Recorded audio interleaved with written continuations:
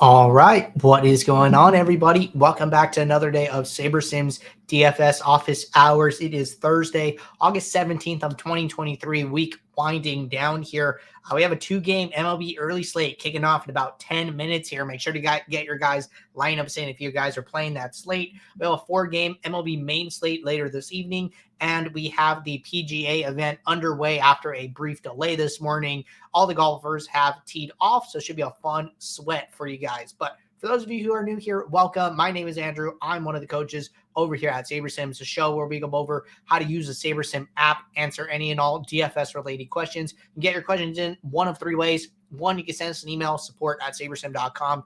Two, you can post your questions live in the YouTube chat. Three, you can post your questions in the Office Hours channel in our Discord server. We will get to all the questions before the end of the show, as always here. And if you are not in our Discord, want to get access to that channel, there is a link in the description below to join the Discord. Highly recommend it. Get access to all of our similar channels. See when lineups are released, see when players are scratched, see when Sims run for that updated news. Get access to all of our individual sport channels. Get to see, discuss sport-specific strategy with other members of the community and other members of the SaberSim team here. So I can't say enough good things about the Discord. But with that being said, going to get the app pulled up here.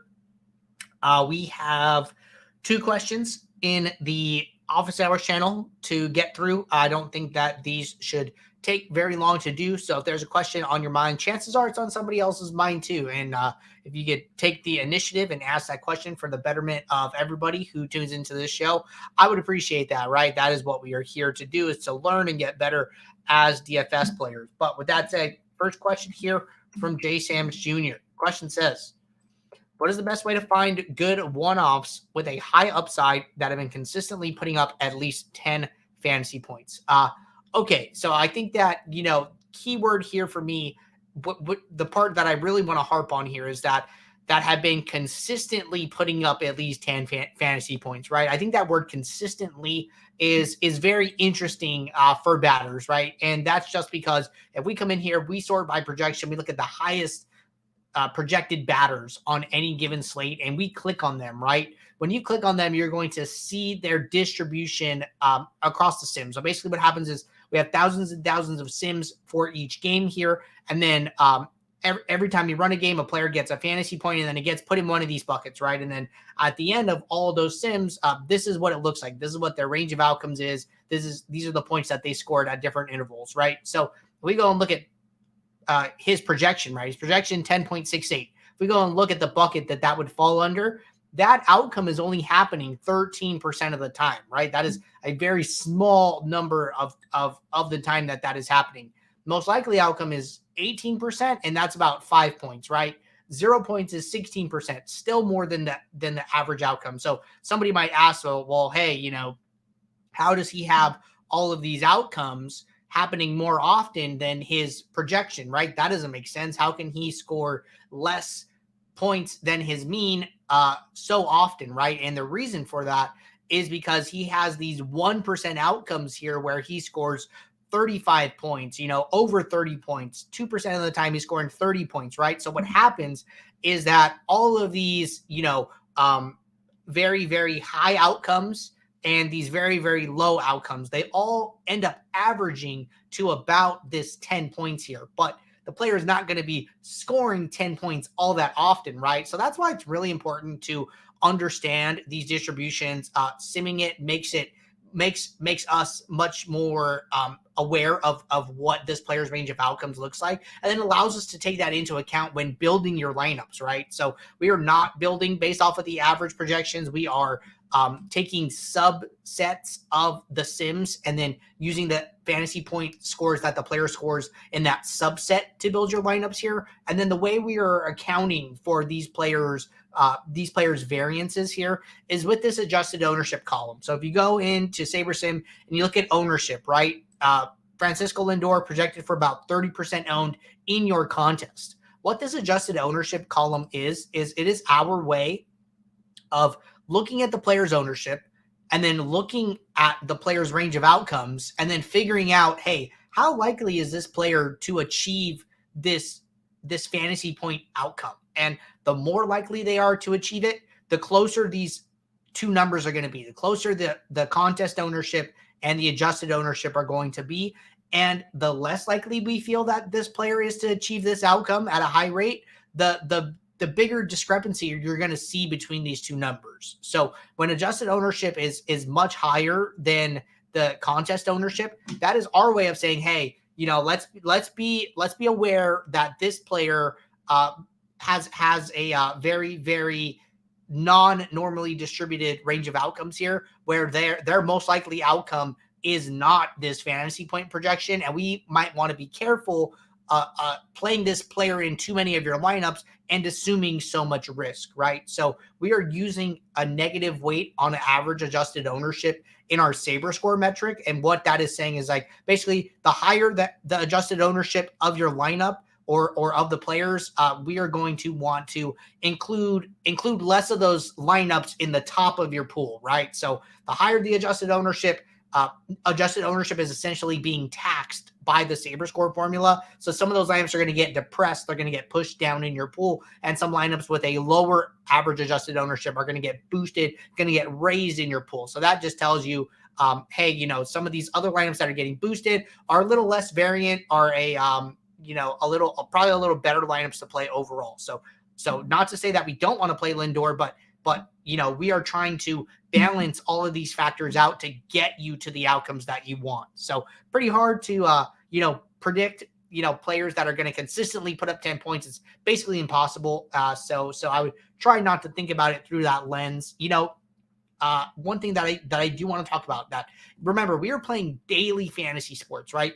The great thing is that you could totally brick one slate and then come back the next day and then do really well on the next slate, right? So aside from that, right, maybe you're playing the 2-game early slate and maybe you have a bad slate. Maybe you play the main slate, you have an okay slate, and then, maybe you play the night slate and then you do well on the night slate, right? So it's not that you need to consistently find these guys that are going to put up their average fantasy point outcome each and every time. You want to, play as many slates as possible and get to the time where you build the lineup with the highest upside that realizes that upside, that wins your contest, right? So I would much rather brick 2 slates and win the third rather than just get to the cash line for all 3, right?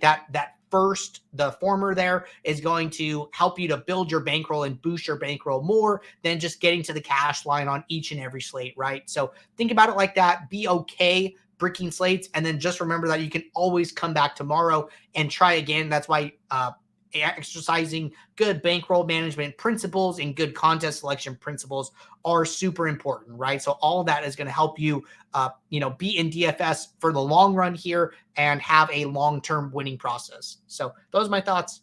Let me know if anybody has any follow-up there or, other questions.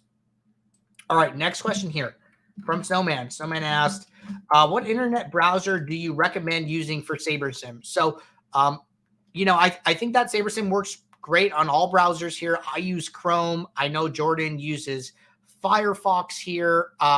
I use it on Safari on the mobile browser. So whenever I'm out and about, I'm usually using Safari here. So I haven't heard of any particular browser working worse than any other browser here. I think that if you're running into issues, trying out a different one can help you, right? If you are, having an issue and it's just not helping, maybe switch, go try Edge, go try some other browser if, depending on whatever one you're on. But that's what I've heard. So gonna keep it rolling here.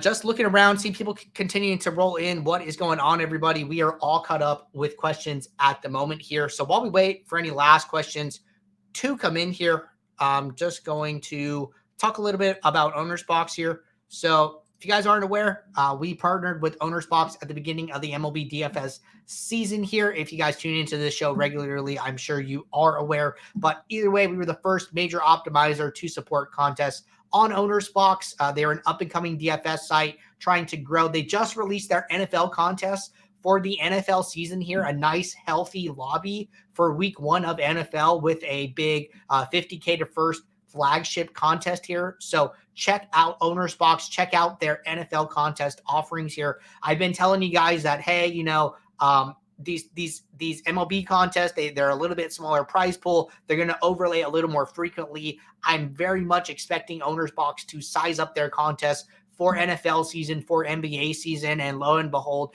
they have done that, right? So I'm expecting more and more people to start playing over on Owner's Box.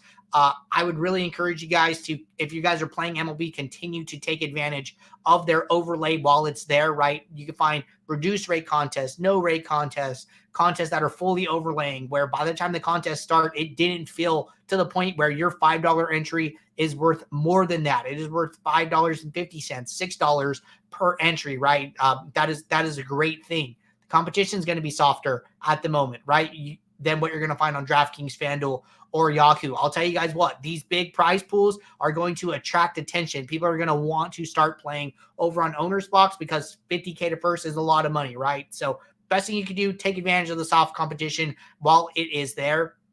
Another thing, if you use promo code SABER or SaberSim when you sign up, 1, you can get up to a $500 deposit bonus. 2, we will track your entry fees for you, and you can earn 3 months of SaberSim just by playing on the site and nothing else. Each time you hit one of our entry fee tiers here, we will reach out to you, our support team, and let you know you have earned a free month. Cash in on that right away. Go wait till the next tier. Either way, once you cash in, we will reset your tracking to 0, and you can automatically start earning towards your next free month. There is no limit on the amount of free months you can earn while this promotion lasts. If you're looking for this sign-up page, it is linked in the description of this video here. All right. I know Thursdays can be a little slow with the shortened MLB slates with golf already underway. Hope you guys are. I wish you guys all luck in your weekend long golf showdown, etc. Here. Just remember, tomorrow is the last show of the week. If you guys have questions ahead of the weekend here, ahead of MMA, ahead of NASCAR, I don't think there's Formula One this weekend. Probably like another weekend. I believe it is the following weekend for Formula One. But either way, weekend sports, you guys have questions. Friday is the last day to get those answered before you have to wait until Monday. We do the show Monday through Friday, 2 p.m. Eastern. So until tomorrow, if you guys are building lineups, question pops in your head, drop it in the Office Hours channel, drop it in the upcoming stream link on our YouTube page, and I will catch you all tomorrow. So take care. Good luck in your contest. See ya. Bye.